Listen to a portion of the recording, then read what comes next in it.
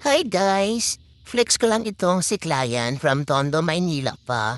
Alam niyo, ang sarap kausap at ka-transaction ng client na ito. Sobrang tiwala na binibigay niya sa akin. Imagine, ang laki ng transaction niya sa akin at ang layo niya ha. At hindi siya nag-hesitate na mag-order at super advance nga siya nag-place order with down payment talaga. Kaya super grateful ako sa ganitong mga client.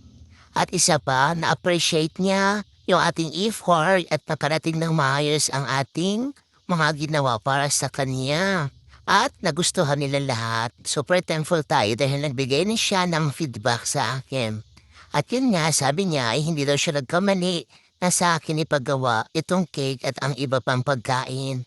Dahil sobrang nasarapan ng kanyang mga office mate at talagang natuwa sila sa kanilang mga in-order, o diba? Kaya tayo ay sobrang saya din natin. Talagang yung pinaghirapan at pinagpuyatan natin ay maganda naman ang kinalabasan dahil na-satisfied sa atin si client at super happy siya sa kanyang mga orders.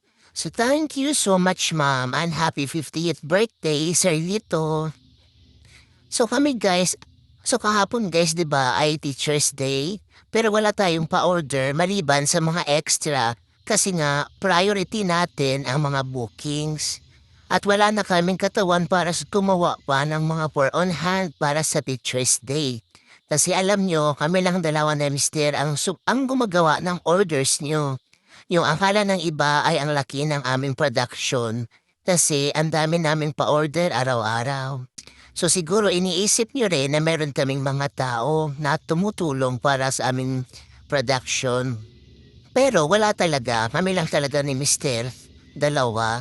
Siguro time management at bilis lang ng galaw. Kailangan yung mindset mo talaga ay focus at parang walang masasayang na oras. Sobrang nakakapagod talaga pero worth it naman. Basta para sa pamilya ay kayang gawin ang lahat, di ba? Pero siguro planning na rin namin kumuha ng helper para kahit pa paano meron namang tagahugas at merong ano ba, helper na mababawasan naman yung aming trabaho sa araw-araw. Dahil kung kami pa lahat ang gagawa, sobrang pagod talaga, bugbog ang katawan, 'di ba? So, ayun, si Mister kasi nakatoka siya sa mga bata, sa delivery, sa pamimili ng ingredients. Basta katuwang ko rin siya, siya yung aking right hand. At ako naman dahil sa kusina lang talaga ako, naglilinis, ako pa naghuhugas minsan at minsan masakit na talaga ang kamay ko, napapasma na talaga.